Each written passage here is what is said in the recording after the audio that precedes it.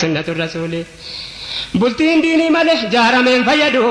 kan qabeenyaaf jecha wal fuudhan gammadu argatan gammachuu dhaba walitti haadu haqqii waliin beeku khayrii walii yaadu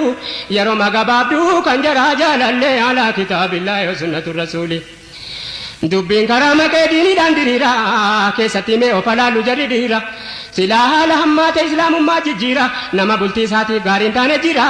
diiniin eessa jira kana taanaan haalli alaa kitaabillahi sunnatul Rasuli utuu ergamaa rabbii taqiidhaan amanne hin jiru silas wanti isaan hin dubbanne waa'ee dubartii yoo hadiisa gaafanne jedhan jarramaana rabbii nutti kenne akka hin miidhamne jedhanii rasuulli alaa kitaabillahi sunnatul Rasuli mee rabbiin sodaadha yaa ayyuhalummaa amaanaan namaatu baay'ee jabeeffama kan rabbiin nu qalqee maaliif dagatama kanarratti namni najaaba eenyuma yaadadhaa qiyaamaa gaafatti su'aali alaa kitaabillahi sunnatul Rasuli يا ربي على إسلام أتنون كجيل من التجو يا رحمن أتنون كجيل يوسف جابان قياما أتنون كجيل يا ربي نوتلشي حقيقة نوغلشي سنگي نوبجي ربي يا دليل على كتاب الله سنة الرسول يا ربي نوتلشي حقيقة نوغلشي سنگي نوبجي ربي يا دليل على كتاب الله سنة الرسول تزوجوا بالدين أيها الرجال على كتاب الله سنة الرسول تزوجوا بالدين أيها الرجال على كتاب الله سنة الرسول وأنبرر قوتين يكم بيك ربما وأنبرر قوتين يكم بيك ربما جعلنا نما كينيا كم مقام مسلما akka garbitti isaa kaanu leedhaantuma ilmaan iyyisiisee qeensaa boolama dubbiin kun akkuma rabbi malli maali alaa kitaabillahi sunnatul Rasuli ammas dhiirri garii yoo manatti galu gammachiisuun beekuu takkaa buulan tolu sababa barbaade waan hin taane lolu kabajamuun akka se'ee mana goolu kun eenyuufuun tolu najjinaa jaliili alaa kitaabillahi sunnatul Rasuli yaadanu gariin hikma rabbii keenya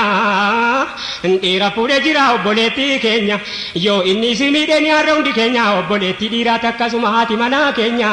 mee rabbiin sodaadha yaa obboleewwan keenya haadha manaa jechuun gartokkee jireenya mee haa kabajannu haadha ilmaan keenya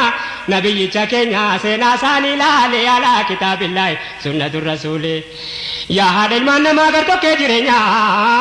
yoo abbaan manaa keetii si miidhe fakkeenya isumata duwwii ta'e diinii keenya islaamummaan haqqii kee taasifnaan jabeenya aadaadhaallee teenya zamanan xawiilee alaa kitaabillahi sunnatul Rasuli waan akka haadha manaa namni ta'u gariin magaalaatiif kan baadiyyaas ta'u hojii humna sii malee ol fuudhee irra kaa'u